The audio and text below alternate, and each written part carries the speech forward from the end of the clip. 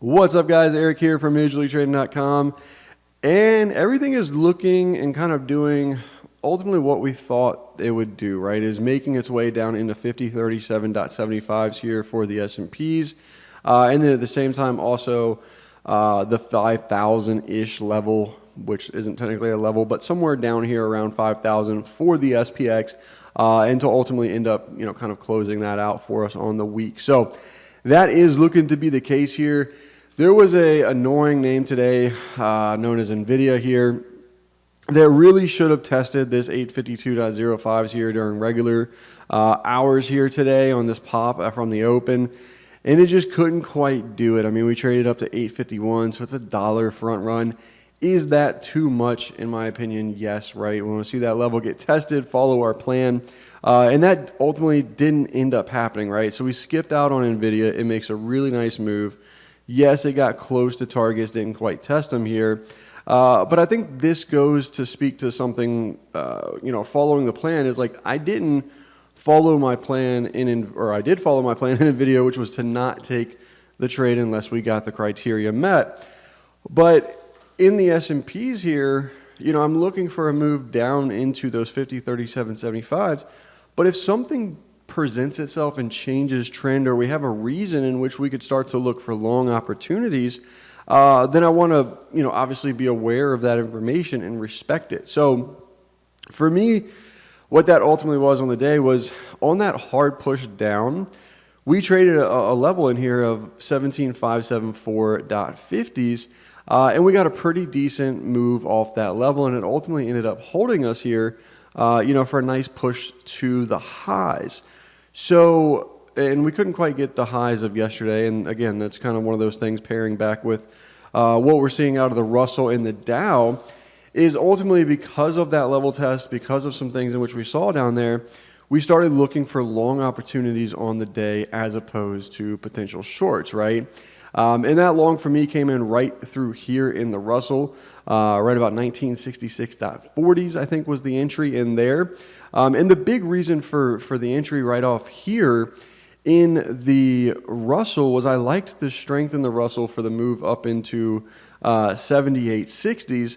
And at the same time, like I said, keeping up with that theme of the strength coming out of the Russell and the Dow, that was right when the Dow had come down, tested the opening print after having gotten back above it, right, putting in new highs. And I even asked the question in the Discord specifically on this one, right, was like, hey, Dow's making new highs on the day here, which was, relatively early in the day, and it was the only one doing so at that moment in time, right through here when we popped up, the Dow was getting those new highs. And if we pull this foregrid over, you can see that, right? So the Russell doesn't end up making those new highs until about 10 minutes later, but the Dow had already done so. So the typical divergence fashion, right, is that we would start to look at that maybe as being a high for us on the day, right? Meaning that the Dow is getting that new high, nothing else is. And I asked the question of whether, hey, this is going to be a divergence here, or is it going to fail? And that's going to, the Dow is going to be the one to lead us higher. And ultimately that ends up being what it was, right? So I was playing that off of the Dow, the opening print, using the strength from the Russell and all of those things to be able to participate in that trade. Now, if you look over here, that was kind of the sentiment here this morning as well from the write-up, was basically just that, the Russell's the leader here this morning, and we can see that, right? So we got the Russell at 0.52%, we got the Dow at 0.31%. So those two markets were leading, they were leading the charge on the day, right? They were the leaders from a strength perspective, right? So one thing I note here though, right, is like the ability to be able to flip-flop, if you will, but also have valid reason as to why you're flip-flopping, like give it the opportunity to prove itself, which way in which it, where we want to go, but have a plan if it is going to do those things, right? So what I said is, hey, this 78.60 is going to be the line in the sand. If we're able to get above it, then we can rally back. But if it does reject and it send us down into the 1950s, the rejection, I'm likely going to be looking at the NASDAQ for shorts but above the level I'm permitted to ultimately take longs, right? If we can change trend, if we can get above levels, if we can do any of those things, then I'm able to. And then this last line right here, I think is the one that we'll find out the answer to tomorrow ultimately, which is that there's this 5037 level below for the S&Ps.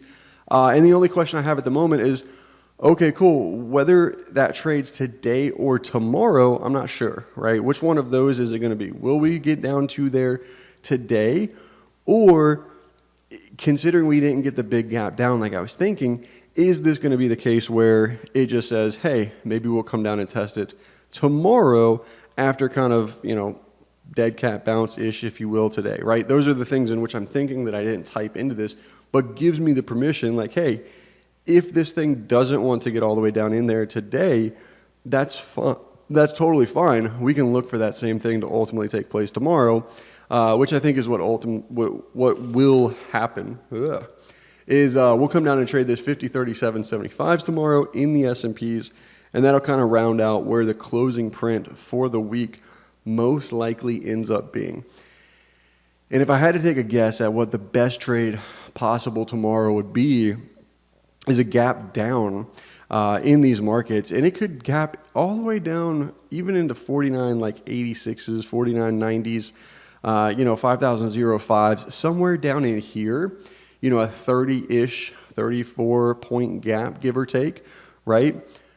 If that can happen, and we can then either A, test the level, or B, fail to go lower, then I think we can catch longs later in the morning up into 50-37-75s. That would be the ideal best case scenario. We get some news in the morning, drives us lower. I don't even know if we have economic news on the board for tomorrow. I'm just forecasting this. We get a decent sized gap down, 30-40 points, give or take. Test our levels, fail to go lower, divergence, one of those things, and then we can rally it back into 50-37-75 to close out the week. So with that being said, I will leave this video here. Take care, hope it helps, and I will see you guys on the next video. Peace.